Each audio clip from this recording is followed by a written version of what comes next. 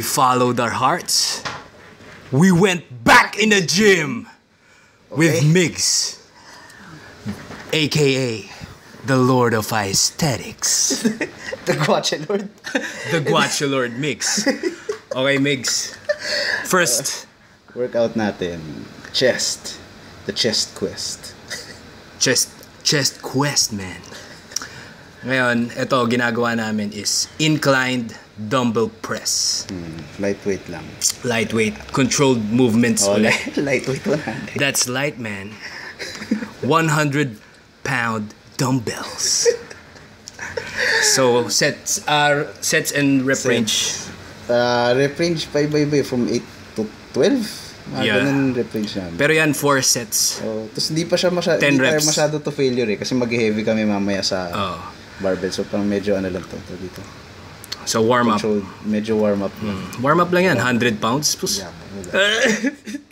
Ayan, so controlled movements. 4 sets na hindi to failure. Actually dito medyo to failure na. Yeah. Actually ano to pangatlong set ata to eh. Yeah. Third set. Sa fourth set di namin na videohan kasi spotting.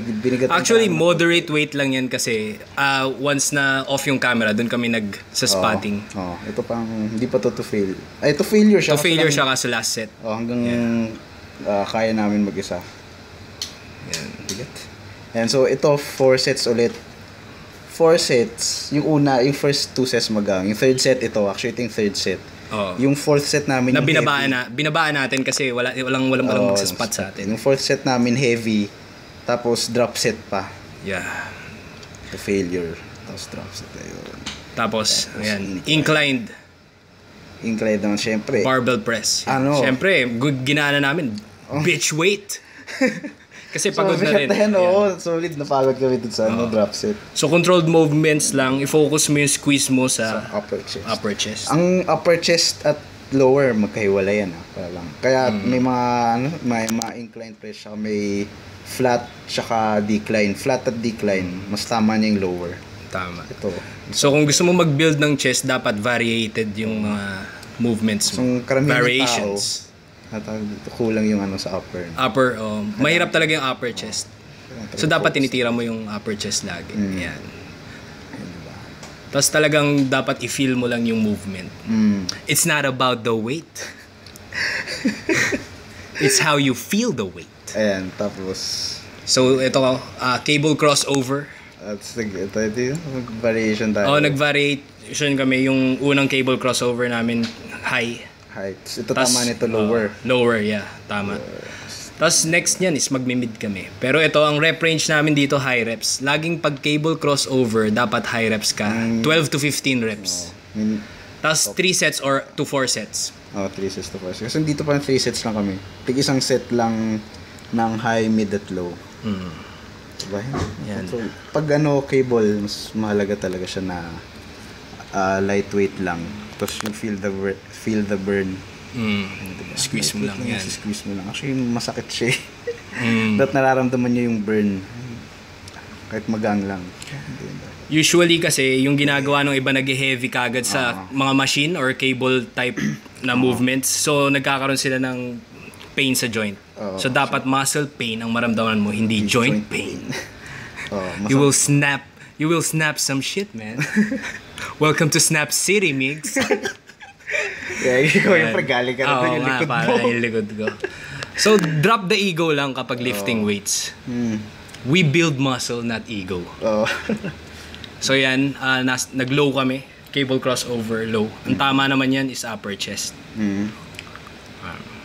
And may bicep yan. With nice form. It's good form right there. Nice form. At the background, man! That's good form. Actually, I adore women na nagtitrain ng ganyan.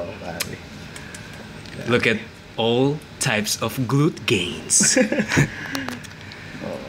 So, kung totoong lalaki yung nanonood nitong video na to, hindi nyo kami papansinin, syempre, yung chick sa background yung papansinin nyo. Kasi tingnan nyo naman workout namin. Okay. So, yan, same.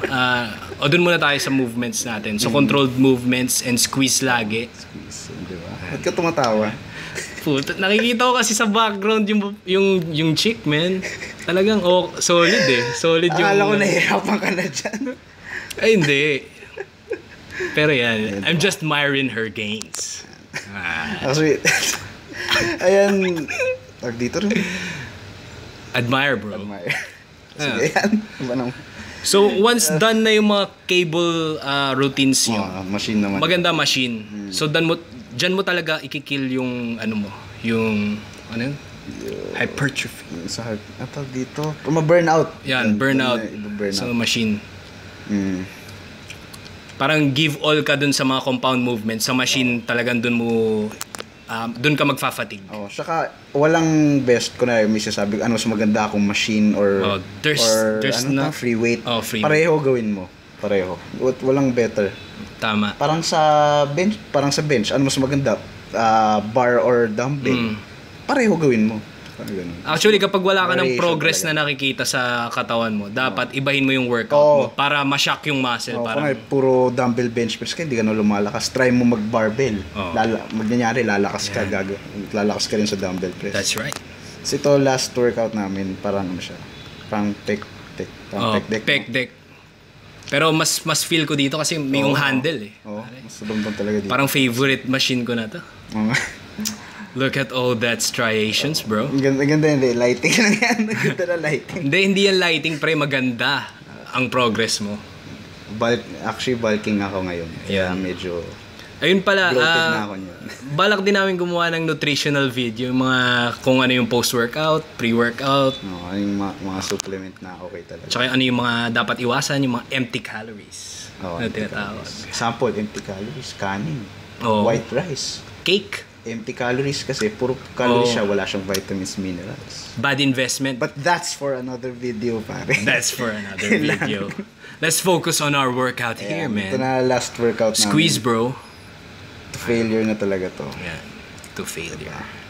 So, i-follow nyo lang yung mga workout namin. Talagang pag tatry namin yung best namin ma-explain lahat ng workout namin. So, pwede rin naman kayo magtanong sa amin para sumali ng mga Facebook namin. Tama. Message nyo lang kami. Follow our page, The Guachulors. Ako nga pala si Paulo Pama and kasama ko si Migs Reyes, the god of aesthetics. Yeah, The Guachulors. And we are The Guachulors. Out. Chest workout, bro. Peace.